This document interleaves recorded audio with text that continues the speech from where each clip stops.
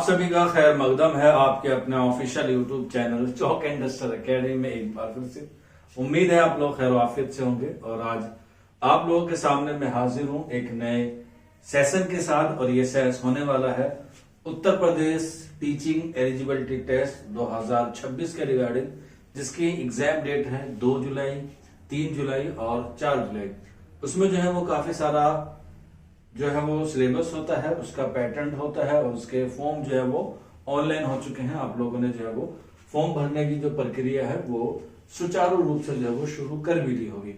तो उसी सीरीज में आगे बढ़ाते हुए कुछ बच्चों ने फॉर्म भर दिए हैं, कुछ बच्चों के जो है फॉर्म भरना अभी बाकी है, लेकिन तैयारी के लिए आपको जो है वो कमर कस लेनी चाहिए, क्योंकि काफी अरसे बाद जो है वो यूपी टेट आया है और नेक्स्ट ईयर यानी कि 2027 में जो है वो उत्तर प्रदेश में क्या है इलेक्शन है। तो जाहिर सी बात है जब भी कोई नोटिफिकेशन आता है या जब भी कोई वैकेंसीज आने के चांसेस होते हैं तो वो उम्मीद होती है कि इलेक्शन के टाइम पे जो है वो आपको ज्वाइनिंग के साथ साथ जो है वो सारी चीजें फराहम करा दें।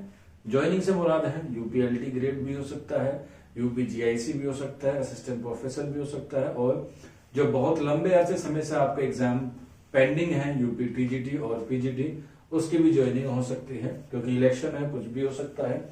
और सरकार चाहती है कि वोट किस तरीके से जो है वो हम लोग लें, खास तौर पे नौजवानों का और यंग स्टूडेंट का।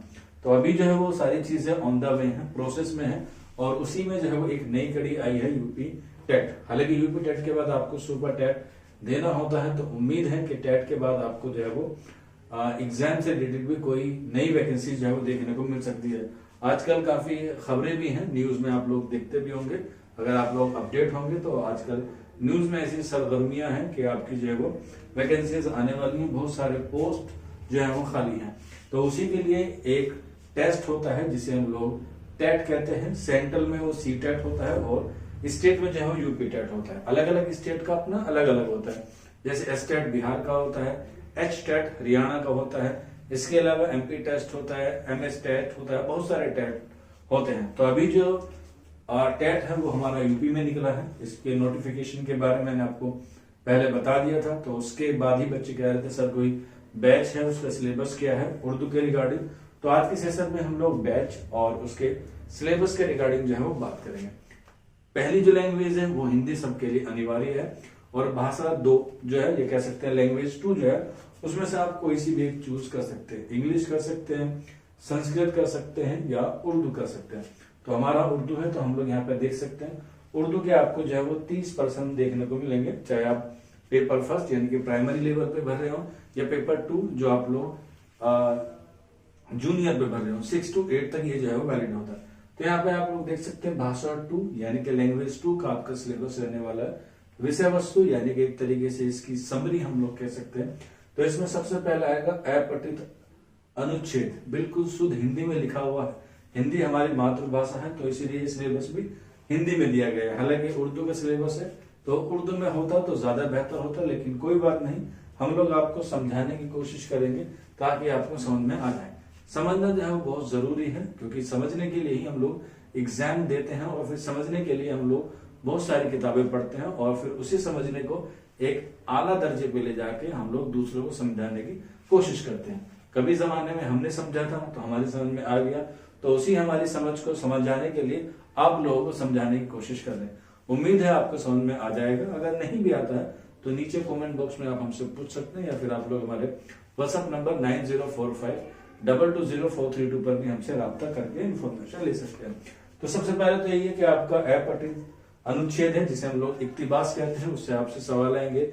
नस्ल का भी आ सकता है, शायरी का भी आ सकता है, वो डिपेंड करता है एग्जामिनर के ऊपर। इसके बाद जबान की फनी महारतों की जानकारी कि जबान क्या है। जबान जो है वो एक कम्युनिकेशन का पार्ट है। जबान से हम लोग अपने एहसासात, अपने ख्याल और अपने तसव्वुरात को जो है वो सामने वाले को समझाते हैं। इसकी क्या क्या खुसूसियत हो सकती है, लिसानियात के एतबार से, सूतियात के एतबार से, मानवियत के एतबार से, नवियात के एतबार से, और इसके अलावा बहुत सारी चीजें होती है जबान की जो आपको पता नहीं होती है। जबान कैसे बनती है, क्या क्या उसमें जरूरी होती है, कहाँ से उसकी अदायगी होती है, किन हर्फ को हम लोग हिकारी हर्फ कहते हैं, किन को हम लोग मुरक्कब कहते हैं, कौन से शमसी होते हैं, कौन से कमरी होते हैं, ये जबान की जो है वो खुसूसियत होती है, वो आपको पढ़नी है। इसके बाद मुख्तलिफ इसनाफ जो सिर्फ की जमा होती है, जैसे इसमें देख सकते हैं आप लोग, हमद में हम खुदा की तारीफ करते हैं, गजल, कसीदा, मरसिया, मसनवी, गीत वगैरह की समझ एवं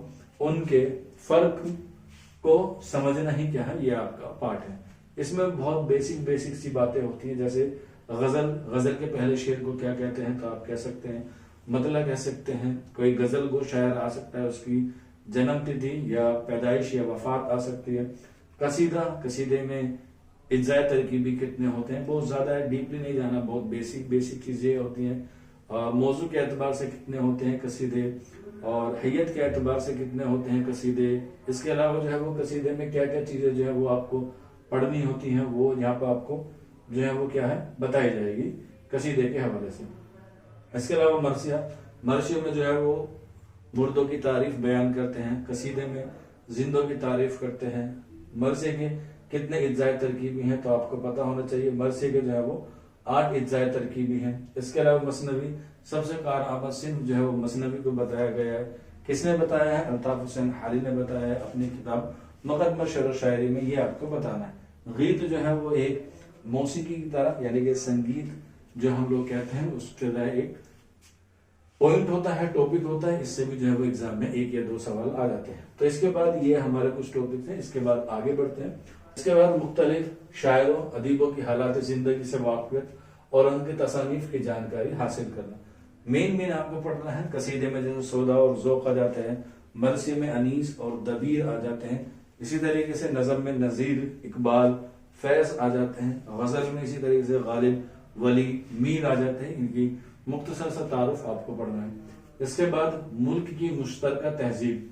मुश्तरका तहजीब का मतलब होता है मिली जुली जबान या मिली जुली संस्कृति या तहजीब, जिसे हम लोग गंगा जमुना तहजीब के नाम से भी जानते हैं, हिंदू मुस्लिम संस्कृति के नाम से भी जानते हैं।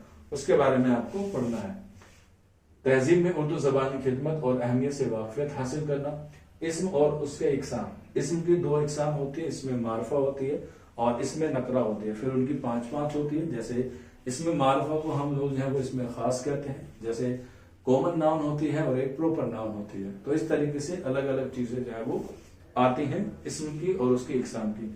इसमें मारफा की 5 होती हैं और इसमें नकरा की भी जो है वो 5 किस्में होती हैं, वो आपको पढ़नी है। इसके अलावा फेल जो एक अहम टॉपिक होता है। फेल का मतलब होता है क्रिया, यानी कि वर्ब। फेल अलग अलग तरीके से होते हैं, जमाने के लिहाज से अलग होते हैं, मानवे के एतबार से अलग होते हैं, और इसके अलावा जो है वो फाइल के लिहाज से जो है वो अलग होते हैं। सारी चीजें आपको जो है वो हमारे यहाँ पर कराई जाएगी। इसके बाद सिफत यानी कि एडजेक्टिव, जिसे हम लोग कहते हैं विशेषता कहते हैं। जैसे किसी चीज की विशेषता कोई भी चीज हो सकती है। जैसे हम लोग फॉर एग्जाम्पल मान के चले कि बड़ा भाई, तो इसमें जो विशेषता होगी बड़ा हो जाता है। भाई जो है वो इसमें है और जो बड़ा है वो हमारी क्या हो जाएगी, सिफत हो जाएगी, यानी कि एडजेक्टिव विशेषता हो जाएगी। इस तरीके से जमीर वही जो इस्म की जगह पर इस्तेमाल होता है, उसे जमीर कहते हैं। हिंदी में हम लोग सर्वनाम कहते हैं, इंग्लिश में हम लोग उसे प्रोनाउन कहते हैं। तो वहीं पर है जहां पर इस्म की जगह इस्तेमाल होने वाले लफ्ज को जमीर कहते हैं। तस्कीर और तानीस, ये आपको पता है मेल और फीमेल होते हैं। तजाद यानी कि अपोजिट, बड़े का छोटा या लंबे का नाटा हम लोग कह सकते हैं। इस तरीके से सुबह का शाम, रात का दिन। सही इमला और एराब की जानकारी होना। सही इमला जैसे आपको पता होगा कि अगर हम लोग घर लिखते हैं तो कुछ बच्चे अलग लफ्ज से लिखते हैं और कुछ बच्चे अलग लफ्ज से लिखते हैं। एक सेंटेंस दे दिया जाता है कि मैं घर जा रही हूं, तो इस तरीके से आपको पता है कि मैं घर जा रही हूं सही है या नहीं। एक इक्तिबास भी हो सकता है, उसमें से भी आपको जो है वो ये सवाल आ सकता है जहां पर आपको पहचानना है। और पहचानने के लिए आपको औकाफ का आना जरूरी है, जिन्हें हम लोग रमूज औकाफ कहते हैं, जिसमें कोमा होता है, सेमी कोलन होता है, अपॉस्ट्रोफी होते हैं, डैश होता है, खत होता है, बहुत सारे होते हैं। उसी से हम लोग सही एराब की जो है वो पहचान करते हैं। सवाल निशान भी होता है, क्वेश्चन मार्क वगैरह भी होते हैं। इसके बाद मुहावरे और ज़रबुल इमसाल, ये बहुत अहम सी बात है और बहुत ही रोजमर्रा की है। ये एक तरीके से कह सकते हैं वोकैब का पार्ट है कि बंदर के जाने अदरक का स्वाद, नाच न जाने आंगन टेढ़ा, ईंट का जवाब पत्थर से देना, ईद का चांद हो जाना। इसी तरीके से बहुत सारे मुहावरे और बहुत सारी जो है वो ज़रबुल इमसाल होते हैं। इसके बाद सनतों की जानकारी, इस पूरे सिलेबस में जो सबसे मुश्किल है वो सनत है, लेकिन अगर आप लोग सही तरीके से पढ़ेंगे तो आपको आसान लगेगी। सनत जो होती है वो एक तरीके से अलंकार होती है। हिंदी में आपने पढ़ा होगा तो अलंकार का मतलब होता है आभूषण। आभूषण से होता है कि वो सुंदरता को में जो है वो चार चांद लगा देता है। तो शेर व शायरी में सनत का इसीलिए इस्तेमाल होता है ताकि किसी चीज को और खूबसूरत तरीके से दिखाया जाए। जैसे अभी शादियों का जो सीजन चल रहा है, शादियां हो रही हैं, तो उसमें दुल्हन खूबसूरत होती है, दुल्हन सबकी खूबसूरत होती है, ठीक है, लेकिन जब वो जेवर पहनती है या उसमें कोई ज्वेलरी पहनती है तो उसमें और चांद ले जाते हैं। जिससे चांद हमेशा खूबसूरत होता है, लेकिन चौधरी का चांद जो है वो और बहुत खूबसूरत होता है। तो यही है सनत का इस्तेमाल, यही है कि शेर को और खूबसूरत बनाना या और बेहतर बनाना, इसलिए सनत का इस्तेमाल होता है। सनत दो तरह की होती है, सनाए लफ्जी होती है, सनाए मानवी होती है। इससे ज्यादा डिटेल में आप लोग जब बैच में पढ़ेंगे या सेल्फ स्टडी करेंगे तो आपको जो है वो सारी चीजें पढ़ाई जाएंगी, चाहे वो सनाए मानवी हो चाहे वो सनाए लफ्जी हो।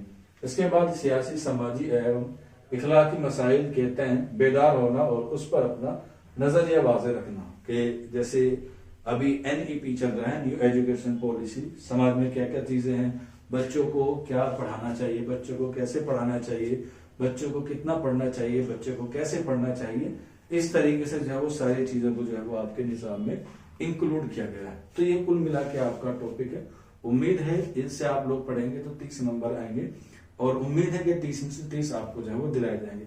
जब आप लोग चौक एंड डस्टर अकेडमी से जुड़ेंगे तो आपको इसके साथ साथ उर्दू के साथ साथ आपको CDP, EW जो EVS है आपका, इसके अलावा CDP चाइल्ड डेवलपमेंट, आपकी हिंदी लैंग्वेज, आपने इंग्लिश लैंग्वेज का भी इंतखाब किया है तो भी आपको मिला है, सिलेबस के अकॉर्डिंग पढ़ाया जाएगा। सोशल साइंस आपने इंतखाब किया है तो भी आपको पढ़ाया जाएगा।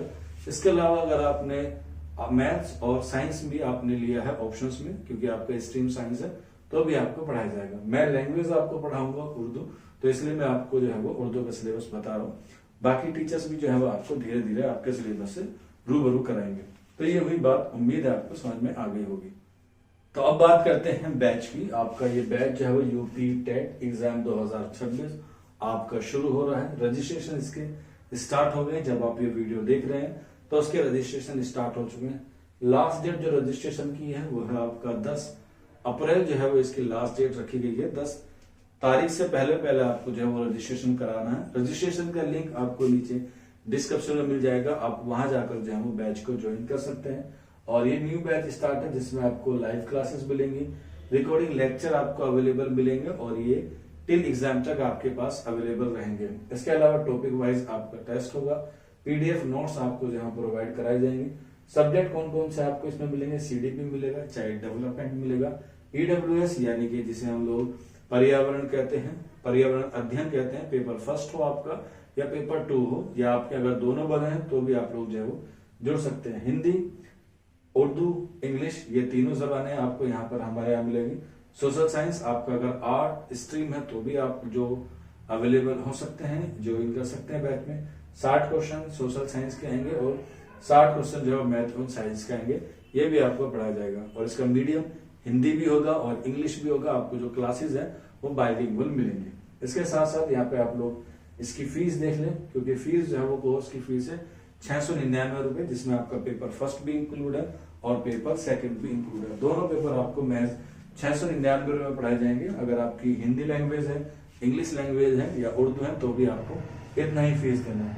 कोई डाउट हो, ये नंबर है 9045220432। आप लोग इस पे जो है वो as soon as possible message कर सकते हैं। व्हाट्सएप पे कोशिश कीजिएगा, कोई डाउट हो तो भी आप लोग पूछ सकते हैं। लिमिटेड सीट है, रजिस्ट्रेशन आप लोग कर सकते हैं। ये एक छोटा सा इंफॉर्मेशन था आज की सेशन में। शुक्रिया।